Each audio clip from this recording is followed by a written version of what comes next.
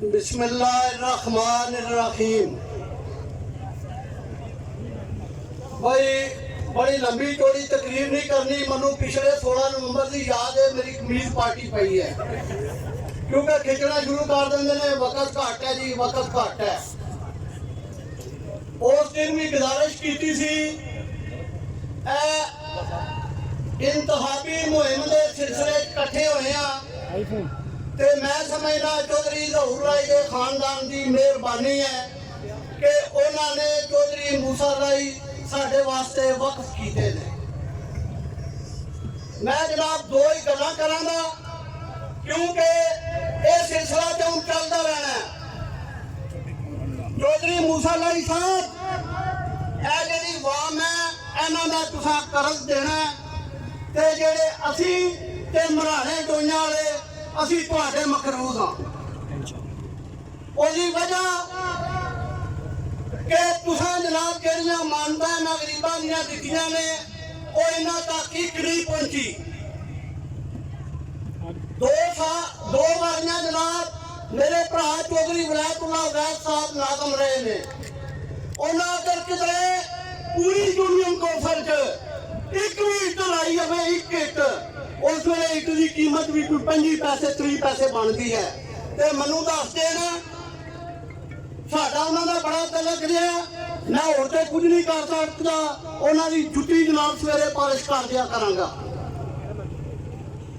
तो चौधरी साहब तुसी जोड़ा फंड देंदे रहे हो और इन्हां तक नहीं पहुंचा। साडा कोई मकसद नहीं, ना सा मनशियात बेचनिया ने, ना कोई जिहा कारोबार करना है। असी अपना जायज़ काम लै सकते हैं, सानू लैने की इजाजत है। असी ये गरीब गुरबे के जोड़े मसाइल ने उन्हों का हल करने, यही साड़ी दरखास्त होगी। तो बकाया मामला पुराना जमाना सी, बंदे हल वांदे ते कोले पानी रखे आंदा आ, वो बंदे गुजरते सी नाले सूटा लाते नाले जनाब पानी पीता। हाल वाले ने भी एहतरामन हाल छड़ दिता ते ओहदे कोले आके बह गया। जिस वे देखा कि उधरों पिंड कोई 2-4 जी आते ने पे डांगा कुहाड़ियां वाले, हाड़ी परेशान हो गया। उन्हें पूछा, पुराने ने पूछा की हो गई, रंग भज गया तेरा जवाना।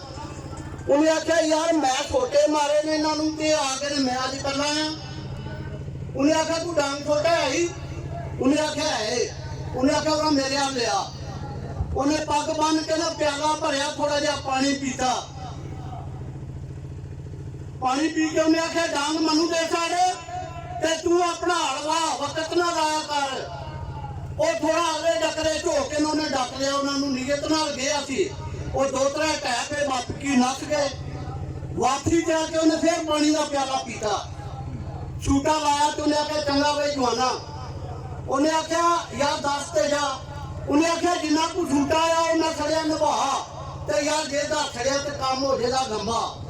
चौधरी साहब मैं गारंटी नाल कहना आ, मराड़ा खानदान या असी ना अगे किसी को डरे आ ना इदा डरांगे।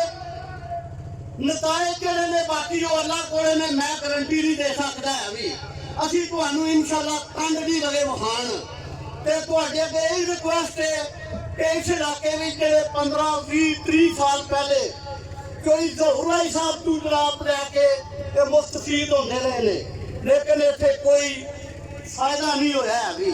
मेरी गुजारिश यही होगी कि तुसी जो कुछ कर सकते हो, जो कुछ कर सकते हो, इस अवाम दियां जेड़े मसले मसाइल ने वो हल करने ने।